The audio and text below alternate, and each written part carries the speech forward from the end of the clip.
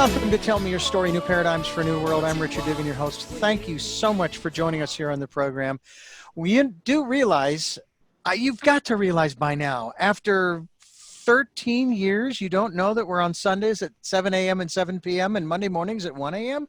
And you don't know that our podcasts are on SoundCloud, iTunes, TuneIn Radio, Stitcher, Player FM, as I run out of breath?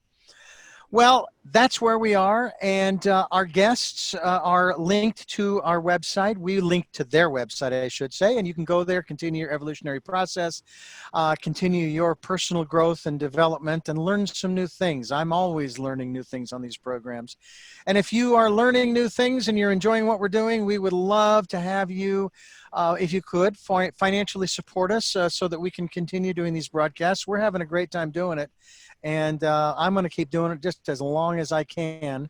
I just turned 60, so I've got another 40 years to go because, as you've heard me say many times, I have to outlive my great-grandmother who lived to be 100. So there you go. So if you'd like to help us out financially, PayPal, Patreon accounts are available, and we certainly hope that you can help us. And we thank you to those who have and to those who will. All right. Well, today's program is going to take us quite honestly, to a paradigm that I'm excited about. My wife and I are both very, very interested in, to the extent that we want basically the world to be our country. Not America, not the American continent, which includes North, South, and Central America, not the Pacific Northwest or whatever other country. The planet is my home. I should be able to go anywhere I want, do the things that I love doing, like interviewing people about the things they're doing, and without any problem. My passport, U.S. passport, has expired, has been for probably 10 years now. But there is, I believe, and we're going to find out more from our guests actually, who are going to join us here on the program. We're going to talk with Arthur Kennegus, and he is part of a film that is out there called The World Is My Country, but there's just so much more. Arthur, thank you so much for joining us on the program. It's a pleasure to have you back. It's been a while. Yes, it has, and it's a real pleasure to see you again right here on our home, planet Earth. Yeah, absolutely. I would like you to introduce your guest, who is now our guest, because any friend of Arthur's is a friend of ours. If you would please introduce the woman who is joining you here on the program today and how she plays, what role she plays in all this. Well, Melanie is producer on her film. I'm the director of the film, The World Is My Country, which you just stated as your goal. And Melanie is the producer who has been with me from the beginning, putting together this remarkable documentary about a most intriguing guy, a guy whose only nationality was the planet. For 60 years, he lived as a citizen of no nation, not a citizen of the U.S., not of any other country, only the entire planet. The first official world citizen. He was called World Citizen #1 and widely known in the press in 1948 and lived until 2013. Melanie, thank you so much for joining us on the program. I've watched the documentary probably a couple of times. Great. I love the fact that most of it's in black and white, but then again, most of the material that's available on film is in black and white. There are those that I have been involved with over the years in my career who would they would find this idea so abhorrent that I would be willing, and I've said this before, I would be willing to exchange my American citizenship for Irish citizenship so I could move there. And then I found out that Italy has a plan where if you have Italian relatives, ancestors, you could get Italian citizenship, and then basically you can travel anywhere in the EU as long as it stays together. But this gentleman, and we'll get into him and his name and so forth in a moment, he's saying, no. We want a world passport. And he had one during his life. but it wasn't necessarily recognized by every country on the planet.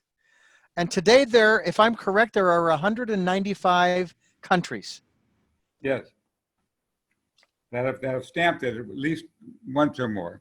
Is there a world passport today that I can get that will allow me to travel to many of these countries, Ireland included? Yes.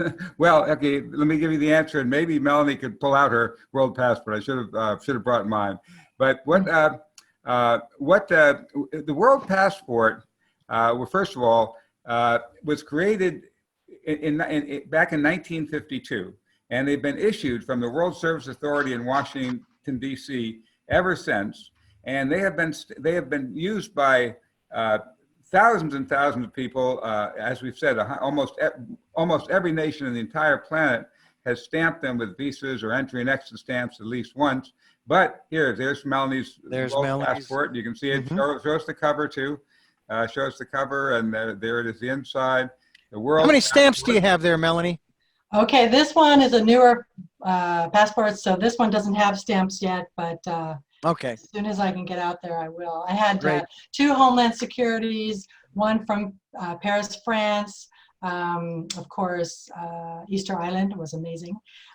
So yes, you can get it stamped. Basically what I did was I would show my national passport, which happens to be American, and then just say, would you mind stamping this one? And that gives it more power. Arthur will talk a little bit more about that, but this is a trust thing between people. This is like a contract, and recognizing it just takes us recognizing it like we recognize money.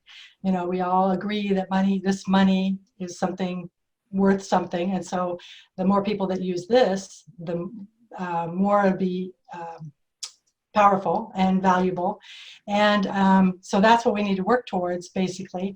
But the idea of the passport is to actually end up being like before, where you could travel without a passport. So there's a lot to it, and it's an interesting concept, and it's a humanitarian tool, something that you can feel, touch, and hold, saying that you're one with the planet. You can say, you know, I am a world citizen, I'm a human being, I should be able to travel anywhere I want. That's your human right, and that's part of the Declaration of Human Rights, Article 13 too, that was signed by, that passed unanimously. There was the Russians who bowed out, so it passed, and that's available.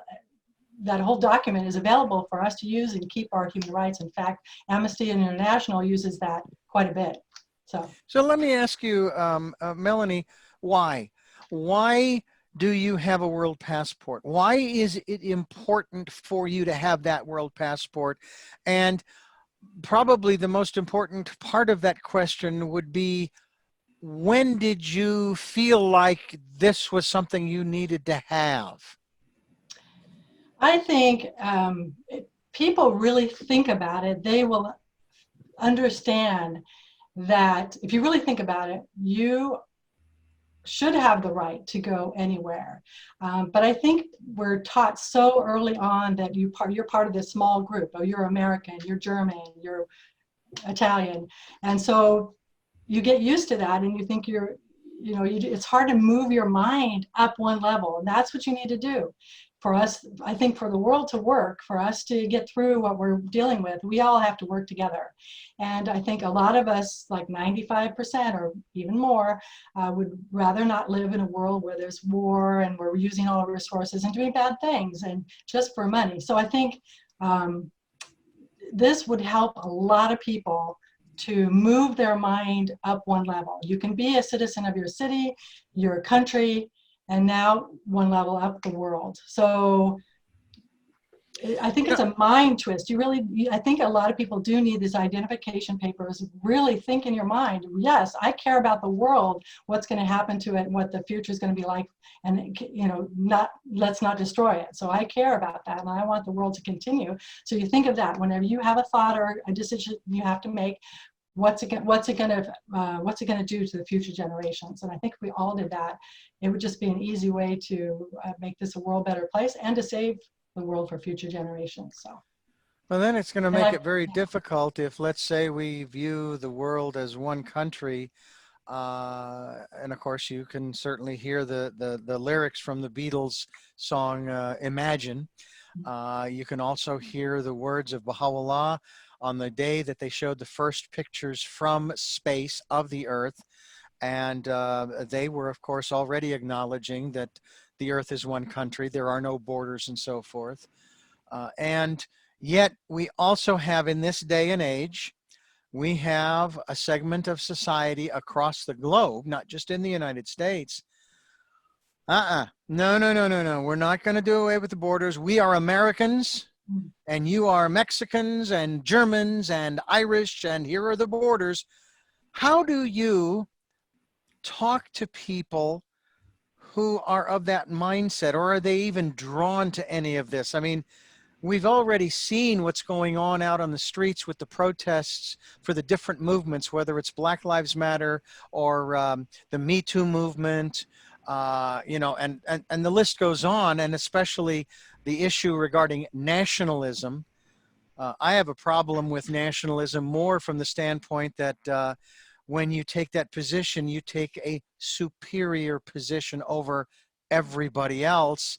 And I've kind of come to the conclusion that if you have ever been the subjugator, the superior individuals are those you subjugated. That's just my thinking. For example, 400 years ago, the black people, the Africans, were brought over here to be slaves. The superior ones were the Africans who were brought over here, not the white males who wanted slavery and wanted to subjugate. And I'm learning that is probably true more than not. But how do you talk to somebody of a nationalistic perspective? And you know what? I'm going to ask Arthur. Can you talk to that before we have Melanie? Yes. Well, first of all, I think that the key thing that causes nationalism is fear, and also it's basically inculcated from the time we're young. And I've seen Gary in wonderful debates with people. He's going to be taking them to like military conventions and talking to people, and he shakes up their minds and gives them some new thoughts. Now, I think people are having a lot of their minds shaken up, and they're resisting a lot of it, and some of them are trying to retro back. But the fact is that over and over again, you can't avoid the fact that it's one. I mean, every product you buy comes, from places around the world. And if we start up a war with China, how are we going to? There was a wonderful movie, Christmas Without China. Our Christmas lights would cost us $2,400 for a string of lights if we didn't have China.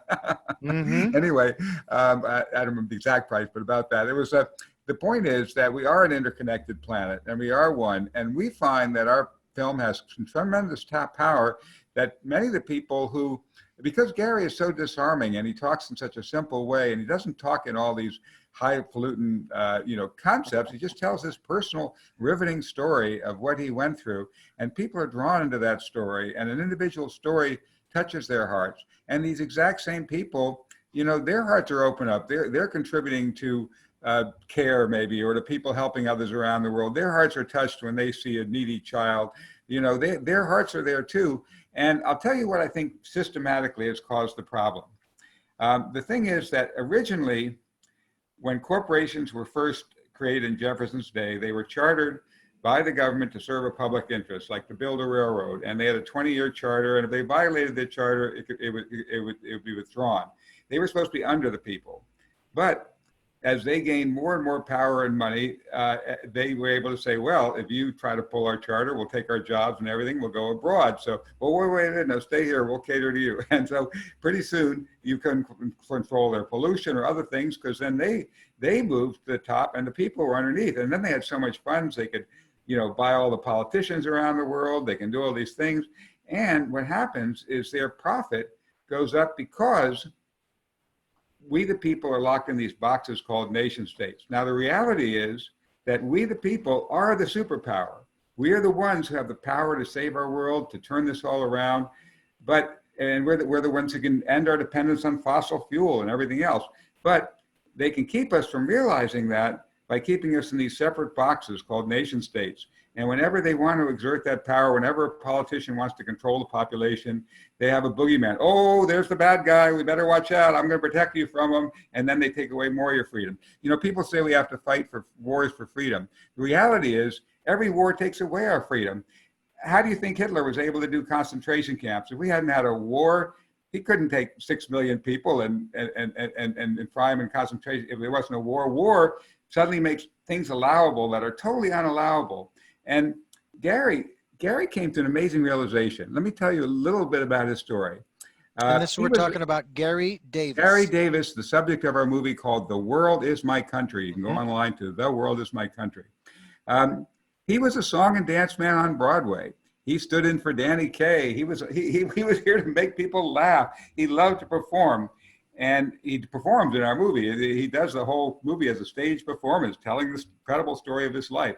And what happened is he gets this huge part standing in for Danny Kaye on Broadway, and World War II comes along, and he's drafted, and he chooses the Air Corps because he always wanted to fly, and he's ordered to bomb the city of Brandenburg.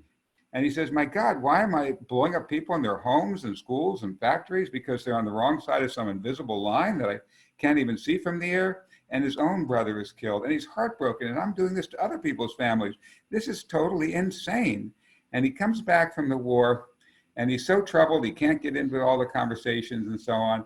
And he says, oh my God, I see the Hiroshima footage. And he says, humanity is in trouble. What if I'm recalled to active, I'm in the reserves, what am I called to active duty, and I have to bomb Moscow, and end the world. This is crazy, I've got to do something.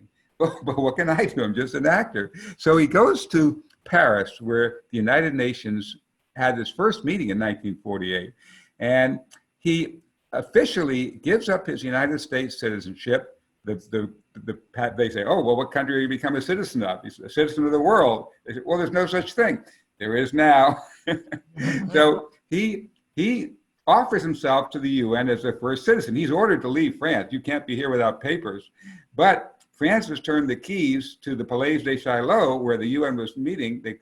They gave an honorary key to them, declaring that territory international territory.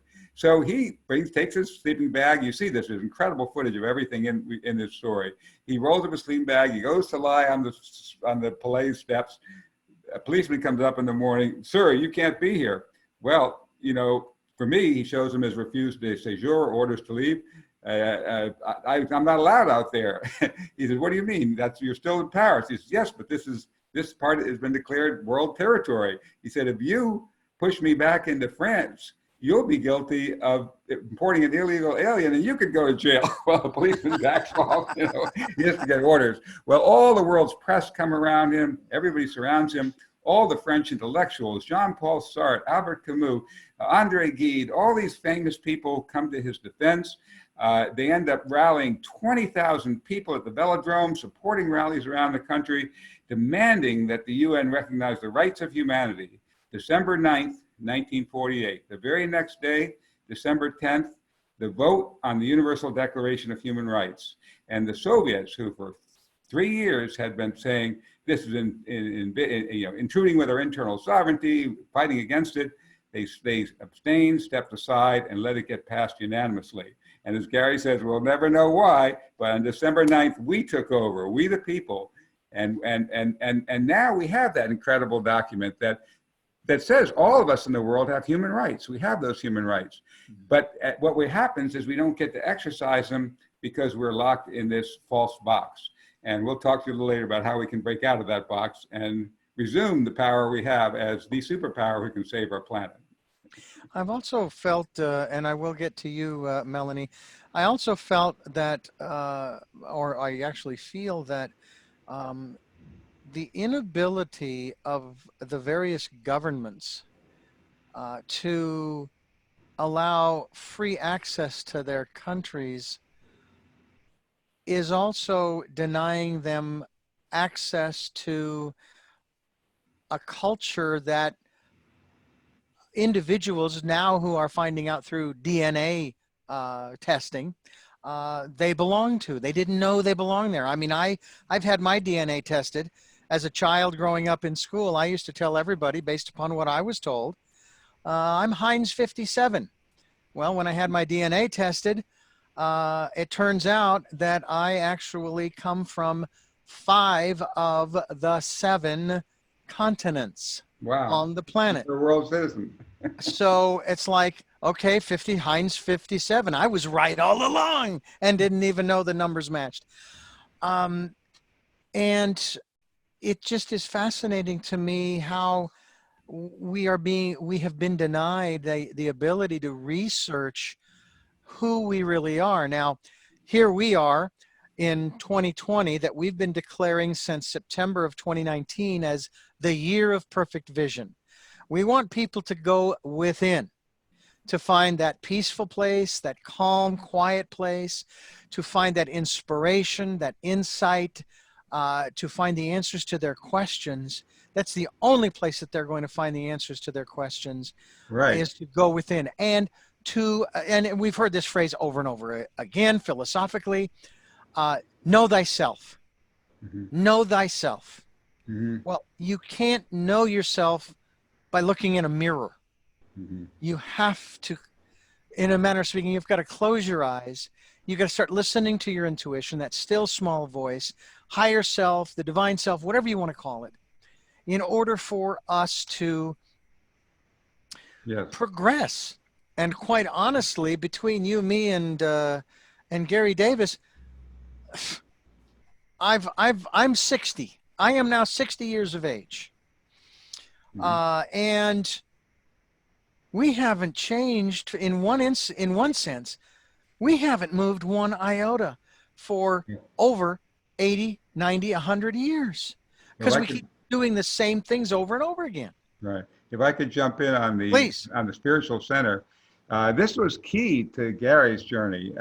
What happened is that after he had this incredible, after he interrupted the UN to call on the nations of the world to form a government of, by, and for the people, and he was like way before Greta, talking to people at the UN, but he wasn't invited. He just did it, and it riveted the people around the world. Eleanor Roosevelt responded to that and to this huge rally they had 5 days after this huge rally they had with the Universal Declaration getting passed. She wrote in her newspaper column across the country, she said, how much better, she said, the UN wasn't set up to create a government. This is a place where we can talk, let off steam, and keep from, otherwise we'd be on the battlefield. Here we can be talking. But, she said, how much better it would be if Mr. Davis would start then and there a worldwide international government. Well, this blew Gary's mind. He couldn't believe that she's turning it back to him. And they had said, step aside or a People's World Assembly will arise from our ranks. And she was kind of giving the clue, well, okay, if you have a People's World Assembly, do it. Well, this was too overwhelming to Gary. He had millions of people expecting him to help save the world at that point. When you see the footage, you won't believe the huge crowds he had and everything. And he finally had to retreat. Long story, he tried to go to Germany and rebuild the destruction his bombs caused. But the key thing is that he actually ended up on his way to Germany, ended up going to India, trying to walk from India to Germany. But in India, he met this guru. And this guru, Nataraja guru, taught him just what you've been talking about, that power of being able to empty your mind, to be able to tap into that power of the universe. And it was out of that he then got the courage to regain his mission and to actually do what Eleanor Roosevelt said. So he actually met with top lawyers and said, well, okay, so now how do we form a citizen-based government for the world? And they said, well, governments in exile are created by people declare it. No, you don't apply for government. There's not a form you fill out. People get together and they declare it. You've got 750,000 people signed up as world citizens. That's more people than many of the smaller nations in those days. Yeah. And they've declared governments. You declare it. So he actually went out and declared a government of, by, and for the people of the world, and then went down to Washington, D.C. and set up the administrative office that's been issuing these passports based on the mandate in the Universal Declaration of Human Rights. You see, not only does the Universal Declaration say that everyone has the right to leave their home and return to their country, and other key rights. But it also talks about how this is to be enforced. And it says every citizen, every organization, not just government, everyone in society is supposed to be enforcing and carrying out that Universal Declaration of Human Rights. So he took it upon himself to follow that declaration of the world and to do it. All right, so let me get back to you before we lose the track here. Arthur has shared his perspective. What about yours in this regard as we have been talking? Well, it was interesting what you said about now you found out a lot about your ancestry, and it's basically, if you go back, you know, we're all related. So I think with new information, I feel like my worldview has changed as a white woman with the Black Lives Matter going on. I think I have become I'm still evolving, you know, we all evolving, but I think that a new perspective has come upon, you know, I was like, okay, so I'm a woman, I'm like, I don't have as many rights as men, I don't get paid as well, you know, in my thinking, I was, you know, there was trouble living as a woman in the world. But then when you think about there's this racism thing. So it's basically boils down to, at any point in time, we can think a certain thing about a certain person. How many times has, let's say Germany, Germans are the enemy. And so, oh my gosh, oh no, the Russians are the enemy. You know, how many times have we changed our thinking about a people and then changed back? Oh, I want to go to Germany. That'd be so much fun. Or, oh, have you been to Russia? It's great. So I think we're very adaptable. I think the problem stems in not realizing that we're being manipulated to behave poorly. So I kind of put it together as kind of like plants. If you're in the right environment, you do well, you do the right things. You're in a bad environment like war, you're not going to be yourself.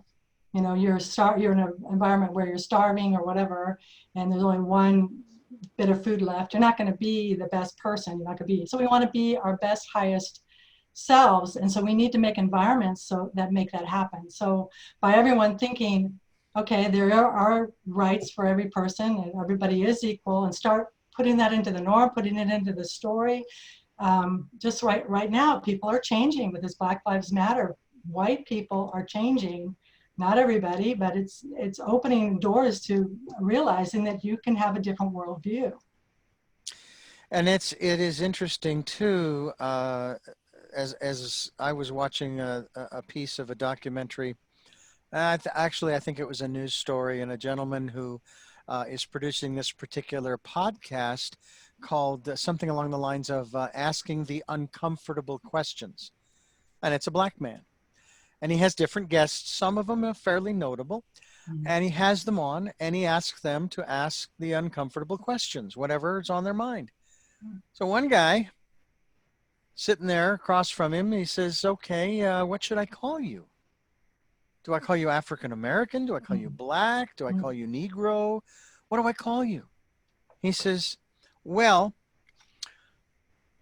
because not all blacks are African American, call me black. And if we need to go any further than that, we will. And I thought, wow, that's rather interesting. I had not really thought about that. And I think that's the beautiful thing about what's going on today, is that these questions, whether they be uncomfortable or not, are being addressed. Conversations are being had at a level that is conducive to understanding. You're not screaming across protest lines at one another. You're wrong and I'm right. And I love this one phrase is, well, we may both not be right, but we both could be wrong. And it's like, yeah, that's entirely possible that we both have a skewed view of. When Gary Davis began this this sojourn, this journey of his, was there even a thought? Because it sounds to me as if it seemed to flow pretty well. I mean, he didn't really run into the kind of resistance in terms of the process. Okay. And there's a difference between the process and the people. Okay. I, back in 1993, decided, my first wife and I, we're going to buy a house. So we were shown this house, and it met pretty much all the parameters that we wanted. The price was absolutely beautiful. 3-bedroom, 2-bath. Are you ready for this? In 93, $43,000. And it was brick, and the roof was fairly new, and so on and so on. So I told my wife, here's what we're going to do. And you have to keep saying this whenever obstacles come up, or challenges, if you will. This is what we're doing. We are buying a house. That's it. We're buying a house. We're not fighting with the appraisers or loan officers or the title company or the homeowner's insurance company or any of that other stuff, which normally does come up throughout the process. We buy a house, and whatever it is that we need to do to make that happen. And we were done in 30 days.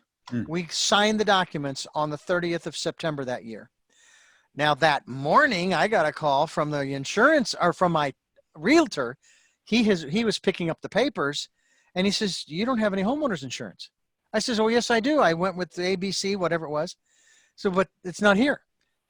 And so I called the insurance company, and they give me the run and the song and dance and so forth. Well, of course, fortunately, title companies, they have backup plans for just such a contingency. They have their own insurance. It's a little more expensive, but we signed off. That afternoon, we bought a house, and away we went. So it seems to me like that's kind of where Gary was. I want to be a world citizen. Nothing else matters, not the little details. Is that a fair assessment, or did he run into a lot of obstacles along the way that maybe might have got him to thinking, I don't know if this is worth it? Well, I think you're absolutely right. The obstacles were 34 jails. He's been thrown in 34 jails. And not a single one of them fazed him. It was just like you. Oh, a jail? Wonderful. I'll get to proselytize, talk to people. I have no money, and I have to get from India to Germany. No problem. I'll start walking. My shoes have holes in them. No problem. Somebody comes up, and a shoemaker offers to fix his shoes for him. I mean, he had just he had that drive, like you said, and he had that determination. This is what I'm going to do, and nothing could divert him. So things that anybody else would have thought were horrible obstacles, impossible obstacles, overwhelming odds. I mean, he had all the nations of the world, lined up against him. We had, on the one hand, we had Gary, and we had all the nations of the world, saying, you can't do this. People, we have a wonderful scene in the movie where he's trying to get into Germany and to rebuild the houses that he had bombed. And he shows the French officials his orders to leave France. They look at him. Yes, you may leave. He takes a step forward, shows the German officials he didn't even have a world passport. This is before he had a world passport. He said, "Well, I'd like to come in and rebuild." "Well, where's your passport?" He said, "Well, I'm a world citizen. I don't have one." "Well, you can't come in." So he says, "Oh, okay, can I get a visa to go back into France?" "Nope." "Okay, no problem. I'll just live here on the border." So for 2 months, he's living on the border. It gets freezing cold. This beautiful young French woman comes up and starts talking with him, bringing him blankets, tents. She ends up rallying the local people to build him a little hut right there on the border. She ended up in the future being his wife. So I mean, he took that impossible obstacle, and that turned around and turned out to be a boon to his life. All kinds of obstacles that would stop anybody else that never stopped Gary. And that's the determination that it's going to take to make the changes that we need as citizens of the world, as well as citizens of the respective bordered countries that we happen to live in today, to make the social changes. It's going to take great courage. let me just add a footnote to the jails. Gary said, why wasn't I jailed for bombing and blowing up people in their homes and schools and factories? Why weren't the Germans who killed my brother, why weren't they jailed? And every time he was jailed, it was just for not having pieces of paper. I mean, nothing, no crime, just not on paper. And he said, look, in every country of the world, killing people is illegal, murder is illegal. But because there's no world, the world is my country, but there's no country for the world, it's not illegal. You don't have to outlaw war. All you have to do is take the same laws, apply them at the global level. You can't kill people. You can't go out and blow up people's city blocks. You can't torture, rape people, any of that. It's nothing new. All we have to do, if we recognize that our country is the world, no more wars. He said, what about civil wars? Well, that's two sovereignties, but if we have one sovereignty, if people agree on one government, then we don't have any wars. Oh no, world government, a scary government over all of us. He said, well, that scares me too. I don't want the forces of power and money behind closed doors creating some new world order. So he invented a new interactive system where we, the people, could govern our planet. Not majority rule where one side overrules the other and they lose and we win, but a collaborative, interactive, synergistic process built around a geodesic sphere model that Bucky Fuller developed, where we're all interactively bringing out the highest and best wisdom of each individual and interacting with groups to come up with the best wisdom of that group. And just like we're doing all these Zoom meetings around the world now, having special tools that help people on opposite sides of wars Zoom together and get to know each other and care about each other and not ask who's right and who's wrong, but what are the common things we all want? Well, we all want a better life for our children. We all want to be secure. And, find our connection and find out the solutions. A solutionary, not a blame who's right and who's wrong, but a new solutionary system of governance that can lift us all and save the planet. What is your feeling, Melanie, about your role in what Arthur just described? As kids growing up, I think we were sort of we were told that if we wanted to, we could change the world. But that was huge. That was monumental for a kid to think, oh, I can change the world. I'm just one person. What about your growing and changing philosophy as you've grown as to your ability to change the world, to be a change maker, so to speak, or for that matter, to even have any kind of influence on anyone else, or plural, in terms of bringing about what I like to refer to as shifting from thriving, I beg your pardon, let me rephrase that, shifting from survival to thrival, a word I have coined. I love your new word, thrival. That's what kind of goes back to my thought about if you're in the bad environment, you're starving, you're fighting over that food. I mean, you don't have crime in neighborhoods where people I have a car, I don't need to steal a car kind of thing. As far as thinking you can change the world, I mean, it's important to know that we're not alone. And most people think how we think. And that is very comforting, I think, because most people don't want to kill other people. Most people don't want to see torture and misery and bombs. And most people want this to work. So I can go travel and I can buy stuff at the store and there's not misery. I don't have to see any homeless because there aren't any. People really would love that and enjoy that. As far as thinking, how can you make that impact? I think the most important thing is to know you can make that impact, period. You do something super small, you help somebody do something, your neighbor, whatever, that snowballs. That person is helped, they help another person. I mean, I think the sad thing is people sometimes use as an excuse, I'm just one person. And I think that is a tragedy because it shouldn't be scary.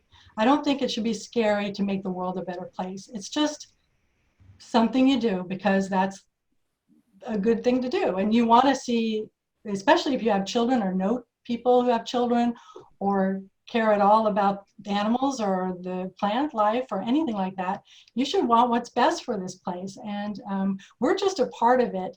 I think people need to think about having children, whether they have children or not, because I think it's so in the norm that people just go ahead and have children, and it's kind of villainized if you don't have children. And that would be helpful if we had less people. We use less resources, and we can turn things around faster.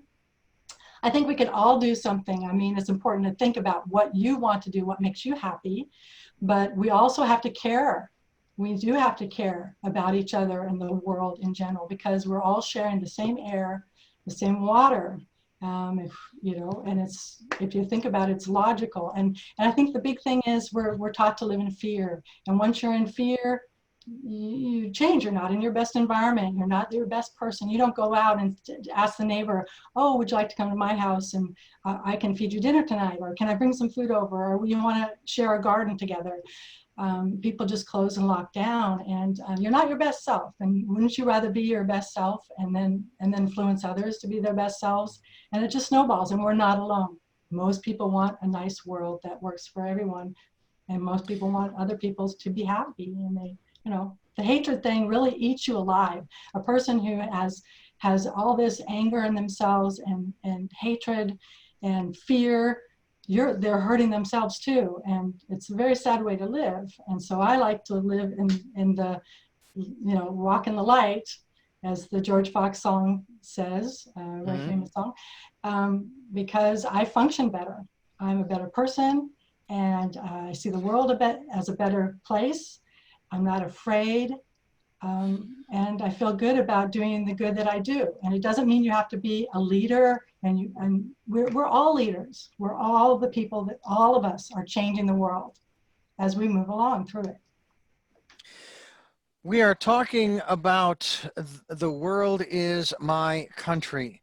And this has to do with a gentleman who, going back a number of years before my time for the most part, began this crusade, if you will. The World Is My Country, the true story. This is a documentary, folks. You want to look it up.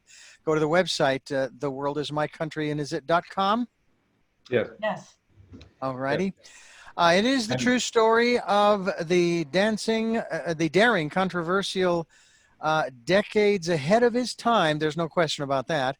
World citizen number one, Gary Davis. And he's a song and dance man, desperate to stop a war, pulls off an act of political theater so gutsy and eye-opening that it sparks a huge movement. How alive is that movement today, Arthur? Well, first of all over the world, we see incredible number of groups, as Melanie mentioned, coming together to solve problems, to be solutionaries. But specifically, the organization Gary set up, the World Service Authority that issues the passports, they're still thriving. There's a wonderful talk by the director, David Gallup, in our club. We have a new The World Is My Country Club for people who feel like this. They feel like world citizens. They want to have meetings every week and learn about how can we build this kind of world that we all want. How can we have the power to do that? Well, if you go to theworldismycountry.com and click on the club, or go worldismycountry.com/club, you'll see David's wonderful talk. You'll see that these passports, not only, he's one of the questions we asked, well, in this time of, COVID and everything, people aren't traveling, how are people using the passport? Well, these passports, even though they're not stamped, many countries won't stamp them now, they are still being vitally used by people. For instance, if you come to apply for asylum in the U.S. and you don't have papers, you can't even get into the courthouse to have your case heard. So you get a world passport so you can get into the courthouse. People without papers can't get their children in school. They can't get their children medical care when they need it because they don't have a birth certificate or passport. So they get a world birth certificate, a world passport, and they can. So these documents have saved so many lives. Take a look at our website. But that's just a step forward. The documents are just one part. The bigger part is, joining the World Is My Country Club and figuring out how we the people can get past this mess we're in. I was talking to a scientist friend who said, look, we're past the tipping point. Humanity is doomed. It's just too late. The planet is going to be destroyed. We didn't save it in time. And I said, well, you're a scientist, and as a scientist, you project current trends, and that's very true as a scientist. I said, I'm a movie maker, and as a movie maker, I know just when things look the darkest, just when it looks there's no hope, when there's one avalanche and another turmoil, and it's just so impossible, finally, the hero rises, gets the courage to turn around, saves the day, and and saves the world. And so I asked Leonardo DiCaprio that question. You'll see this in the movie. I asked him, so Leo, in the movies, the hero ends up saving the world. Who's the hero who's going to save our world? And his answer was very interesting. He said, the hero is all of us. This time it's all of us.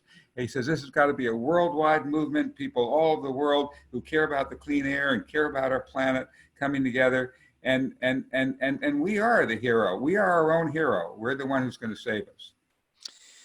Well, and of course, in this era, as we are today, of this coronavirus, COVID-19, whatever you want to call it, that's the phrase that's constantly being used, that we're all in this together. And one of the things that strikes me so profoundly when I think about that phrase, I also think about a line from one of John Denver's songs. He says, basically, it's all of us or none of us. Mm-hmm. You could say, yeah, we're on the Titanic. Well, there were people who survived. In this instance, it doesn't seem to me like, if we don't all get on board in some fashion, swallow our national pride. I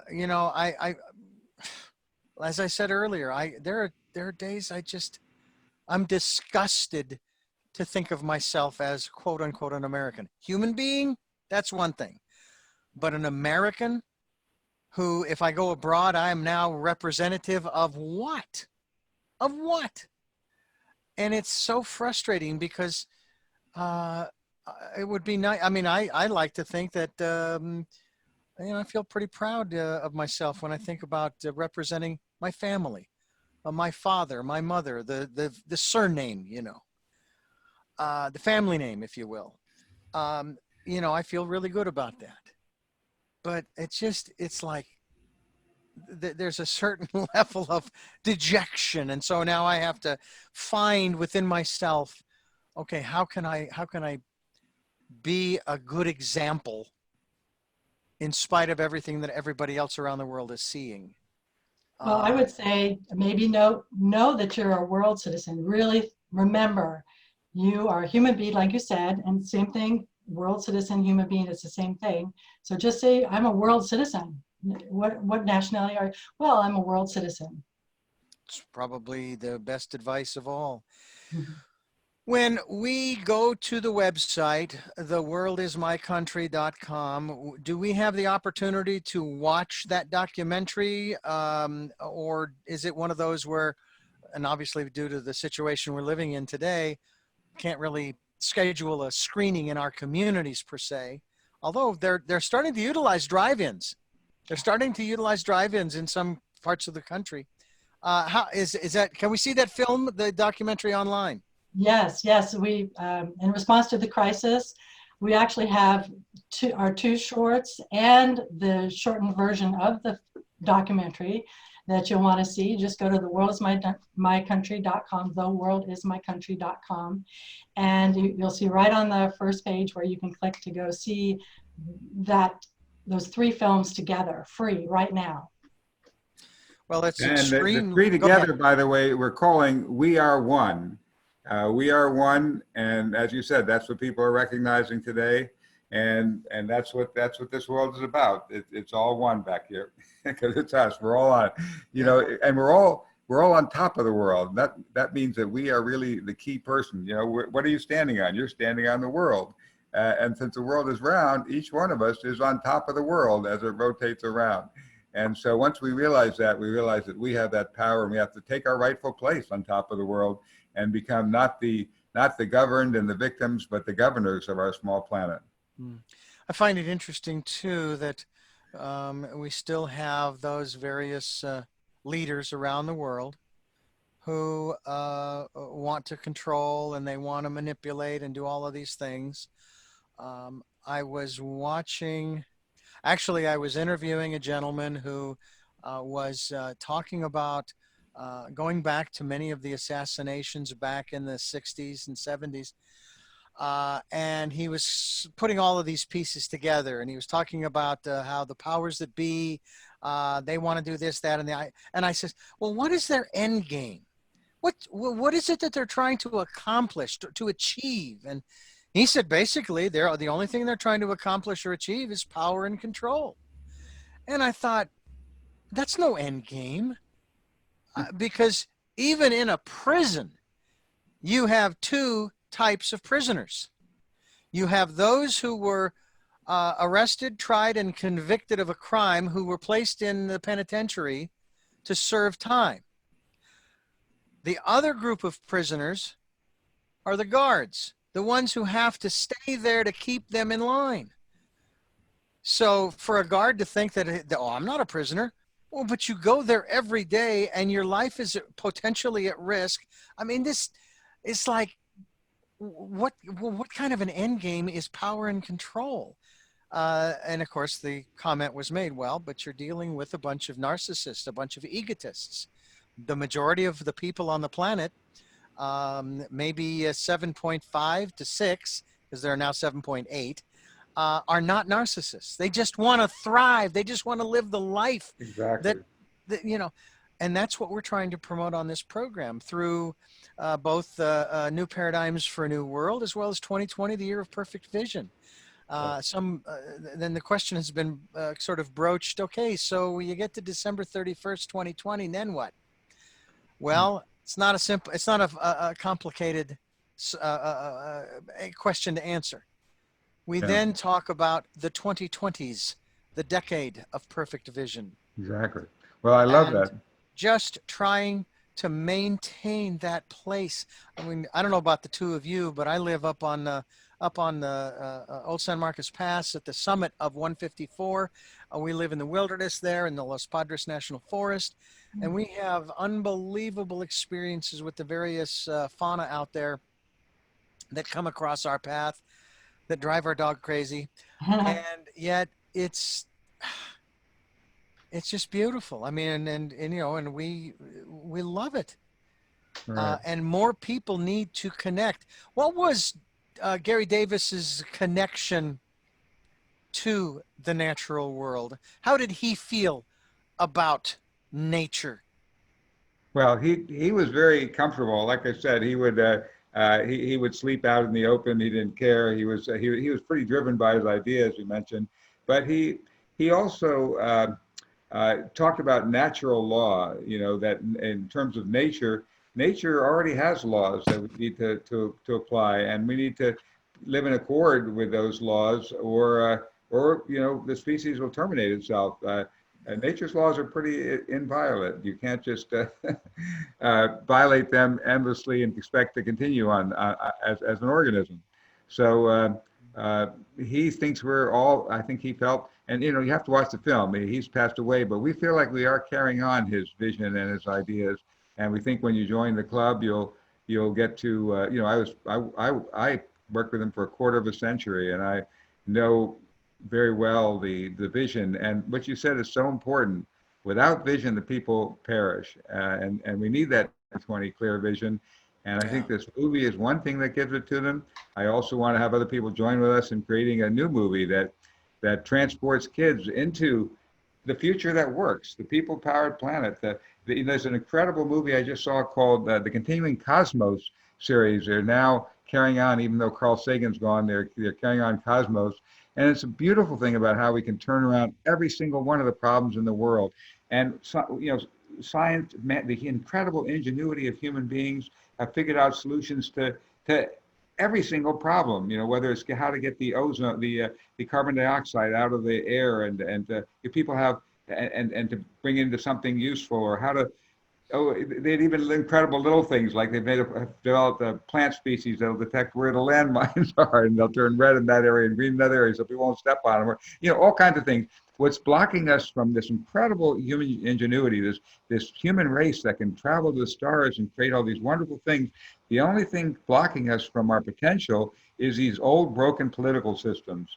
These political systems were set up. They were a great advance forward in 1796. For separate colonies to pull together into one United Nations.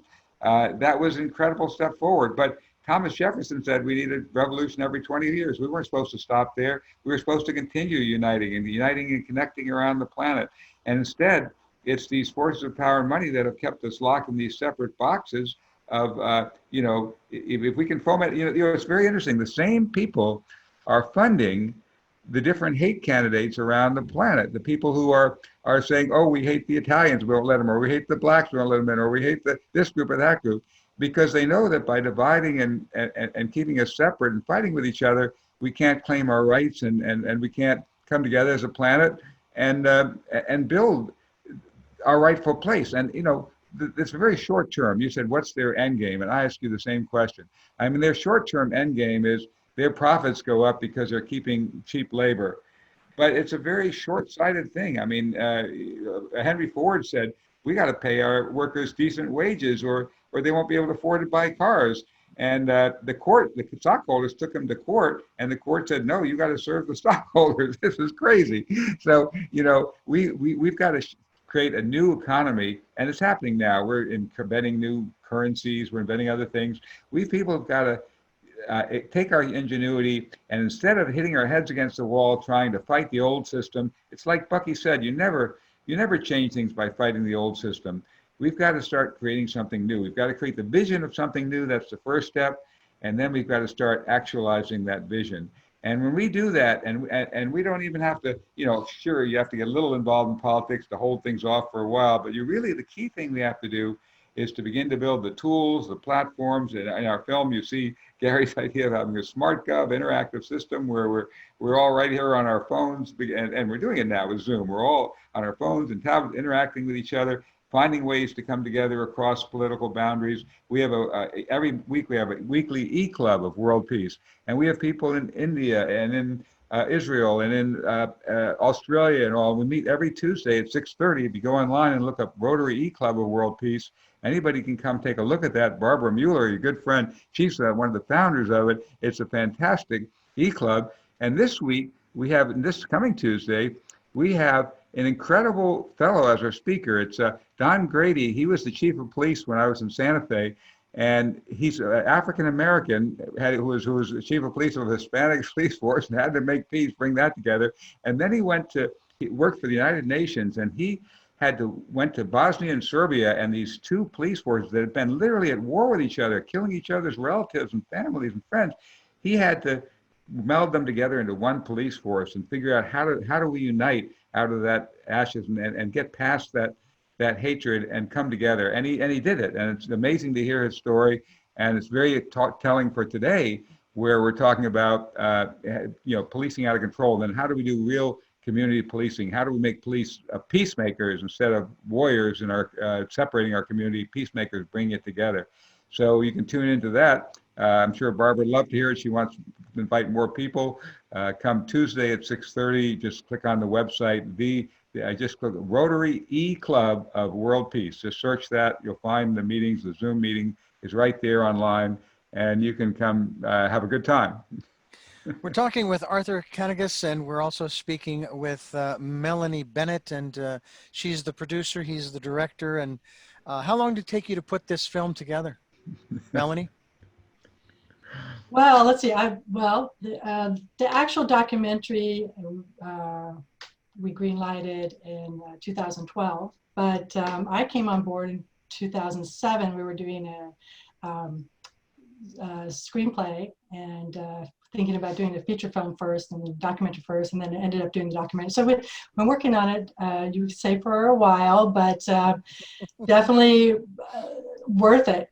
Feels so good to work on this project. I feel honored to say that I'm a part of this and have done this. So I feel so proud and so grateful that we got it done. It's out there, and now we just need a lot of people to see it. We just want people to see the film. We're just asking people to see the film. Yeah. Yeah, we put a lot on the line, all our resources, to make this happen. We didn't get funding from corporations or something else. It's our labor of love for the world, and it's something I've been working on 2 decades out of my love for the planet. It's interesting how I'm hearing certain corners of this country in particular. They're really pushing the whole patriotic and nationalistic message, if you will. And I heard somebody say not long ago they would never pledge allegiance to a flag, but they would pledge their allegiance to the people. Mm. And I realize the flag is supposed to be a symbol of the country, and so on and so forth. But I don't know. I would kind of tend to agree with that person that, my buddy who passed away in 2004, he had a bumper sticker on his Blazer that said, how's it go? I don't trust the government. It's the people I trust. Very well. Well, yeah, my dad actually raised us the same thing. He said, I pledge allegiance to this rag. I mean, it's a rag. It's a piece of cloth. Why are we giving our allegiance to a rag? Give our allegiance to the people, to the planet, to the people we care about. And as Gary said, you don't have to give up your national citizenship. You're a citizen. It's concentric circles. I'm a citizen of my family and my community and right. my city, my state, the world, our bioregion, all these things. We add concentric citizenship and we connect with the whole. And that's actually what the process of human beings have been. That's the biological process of going from a single cell to multiplying, connecting, interacting. And we're really this whole Zoom thing that's happening around the world, that's part of beginning to create what has been called like almost a neural network of humanity discovering itself, coming together. And there's a lot of birth pains as we have steps backwards and we have things left over from the old. And as the old shell cracks, just like when a chicken is born, the old shell's got to crack, but something new is emerging, and it's emerging around the planet, and it's happening incredibly. If we even step back to look at it, right now, what used to take months to research, you before you finish typing your question, the search engines have searched all the information in the world and brought the top thing right to what you need. Well, we need a way where we are all interacting, and where the interaction and what the hopes and needs of humanity are amalgamated into the will of the people. Every constitution, the Declaration of Independence says it is the right of the people to institute new government. That's right there in our Declaration. Yeah. All the constitutions reflect that. And Gary would say, and of course, the Universal Declaration of Human Rights says the authority of government, that the will of the people shall be the basis of the authority of government. But we haven't created a way to express the will of the people at the global level. Now, at the 75th anniversary of the UN is actually asking us, they're asking for a global conversation on the future we want and the UN we need. And we've been, a lot of us, involved in interacting and putting information to that, because when we create that vision of the future we want, we can carry it out. So we can't sit back and wait and say, oh, governments are going to fix it, or this politician or that guy. Those guys, Gary would say, wait a minute, why are these guys are the guys we hired. We're the sovereigns. We're the ones who create government. Why are we knocking our heads against the wall trying to convince this old broken system to fix itself? Why don't we, the people, just get together and do it? We have that power, but we don't think so. We've been trained out of it. We forget that we are actually the collective sovereigns. Gary never believed in like individual sovereigns. Oh, I run off and do my own thing. But collaboratively, we are the sovereigns who can govern our world. It's interesting too when you take a look at the attitudes that people have today, especially and specifically about what to do or not to do about this virus, for example, and we have such a great divide. And I pose this. You mentioned the Constitution and the Declaration of Independence. It talks about how we have these inalienable rights of life, liberty, and the pursuit of happiness. Now, those are just three that they mentioned, but they said there were more. But there's also the phrase in one of our other founding documents that talks about how we hold these truths to be self-evident, and that also we are here to promote the general welfare and secure the blessings of liberty to ourselves and our posterity. Well, how do you balance Mr. Constitutionalist out there who doesn't want to wear a mask, who doesn't want to stay 6 feet away, who doesn't want to wash his hands on a regular basis, who says the Constitution gives me the right to do what I want, when I want, where I want, how I want? How do you balance that against promoting the general welfare and securing the blessings to our posterity, which is your children and your children's children and your great-grandchildren, and the list goes on? If you end up dying and you end up killing other people in the process, your civil rights, they don't mean a thing. Well, if you want to kill yourself, okay, but don't take others with you. I think that's the key thing. I think the problem stems not from people wishing hurt on other people or not caring about other people. I think the problem stems from lack of information or wrong information or manipulative kind of information. So to get people to do things like that because they're risking their lives as well, the lives of their loved ones, and I think, the sad part is you have wonderful people who they're just wonderful people, but you give them wrong information, then you behave differently. And so, and I think we do really have to respect all points of view. Like Gary said, we should be creating the positive. We shouldn't even be arguing with them because, there are people, for instance, in Sweden, they decided, okay, we need the herd community. Now, maybe that more people are dying temporarily, but maybe they're building an immunity later, maybe not. I mean, no one knows for sure how all this works. And so as long as you're not imposing it on somebody else, I mean, if other people don't want you not wearing a mask or you're walking around and doing it, you're imposing something on them. But if there are people who think, okay, I don't mind, I'm strong and healthy, and if I contract it, I'll build up my herd immunity. I mean, I'd say let them have their right to do that. Just don't impose it on anybody else. So there is a certain argument to it. They're not necessarily, crazy to do that. But it's just that just don't impose what you want on others. I think that as we talk about this a little bit, and we want to be kind. At the same time, we'd like to get the message across that, fine, if you live in a house all by yourself and you want to self-isolate, not wear a mask and wash your hands and so forth and so on, great. But think about other people who, based upon the information they have, they want you to stay away. So I came up with a little slogan that I don't know if it's catching on or not, but it's wash up, mask up, and step back. Because that's what we do here at the radio station. We're now letting one person from a program in to do their program. We've got plexiglass up, we've got Lysol, we've got wipes, we've got hand sanitizer.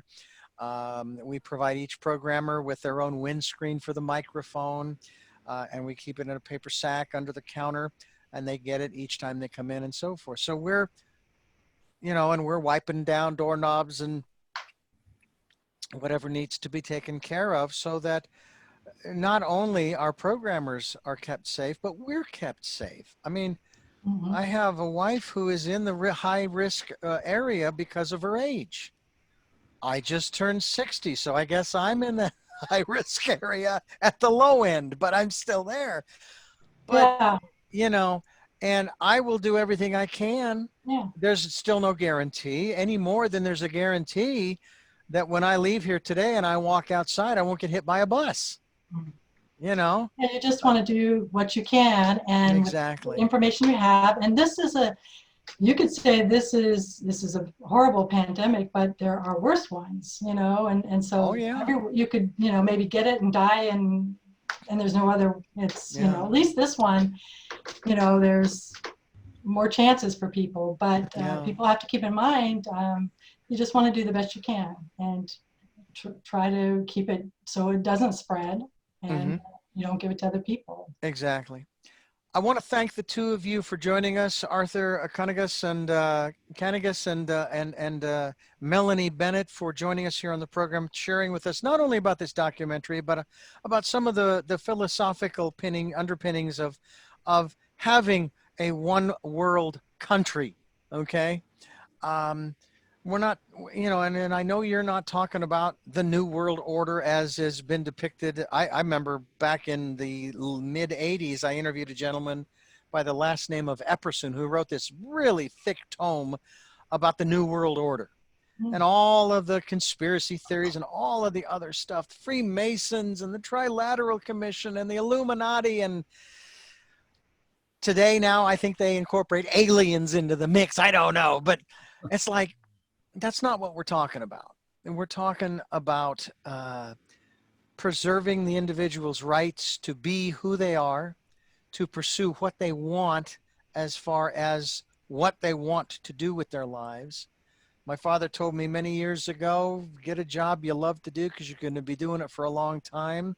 And I have to say, I've been very lucky that I've been doing that for 40 plus years.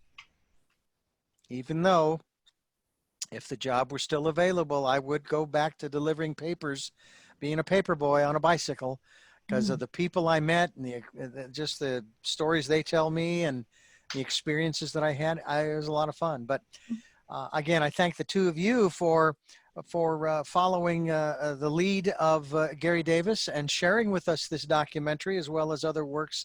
And again, the website is theworldismycountry.com. I have three final questions for the two of you. Before we get to that, let me just let our listeners know that this program is here Sundays at 7 a.m. and 7 p.m., Monday mornings at 1 a.m. We are streaming live at those times, as well as podcasts that are available on SoundCloud and iTunes, TuneIn Radio, Spotify, Stitcher, Player FM, and many other locations where folks are reposting these interviews. And if you'd like to help us out, we do have PayPal and Patreon accounts for financial support, and whatever you can give, we greatly appreciate it. We thank those who have given and who will give. And we encourage you to go to our guest website, which in this case is theworldismycountry.com. So I'm going to bounce this back and forth with the three questions. And I'm going to start with you, Arthur. Okay. And then, and of course, Melanie, you're going to get a chance. You're going to get a chance to think about it, aren't you? So the first question to the two of you, and Arthur, you'll start, is who is Arthur Kennegus? Arthur Kennegus is a boy at 3 years old who said, "Daddy, why don't they take all the guns and melt them down and turn them into doorknobs?" And ever since, I've been thinking about how do we open the doors to peace and a better world. That was the thing my parents were passionate about, and that I've carried on through my life. And so my dad had a little saying he printed up on cards. He said, back in the 1940s, "Seek not to contest with evil, lest ye be taken by the spirit of contention. Rather, concern yourself with goodness, for in goodness is the leavening that makes the whole loaf rise." If we can concern ourselves with that goodness, and we can create that goodness, we can help the whole loaf rise. It may just be a tiny thing, but that leavening, that makes it rise. And Melanie, who is Melanie Bennett? Oh, no, I was ready to say, who is Arthur Kennegus? Just kidding. Nice try. Nice try. Anyway, well, I would say I really love, I'm more of a doer. Melanie is a doer. She likes to stay positive and happy and be in that light. She likes to think of how the future will be, and is excited about a wonderful future. And can't wait to see all the great things that are going to happen. So I would say I'm just, but evolving. I'm evolving at every moment. So you have to ask me again in 5 minutes. Okay. Next question. Melanie, what is it that you hope to or want to achieve through the work that you are doing now? Oh my gosh, I would love it so much if people saw this film and just did one thing for me, just one simple thing, and just started saying, I'm a world citizen, and thinking of themselves as a world citizen, and really just incorporating that into their lives. If people do that for me, I would be so grateful and thankful. And Arthur, what is it that you hope to or want to achieve through the work that you are doing now? Well, I'd like to be the spark that helps us helps bring people together and empower them to create the world we choose. And third and final question, Arthur, what is your life's purpose?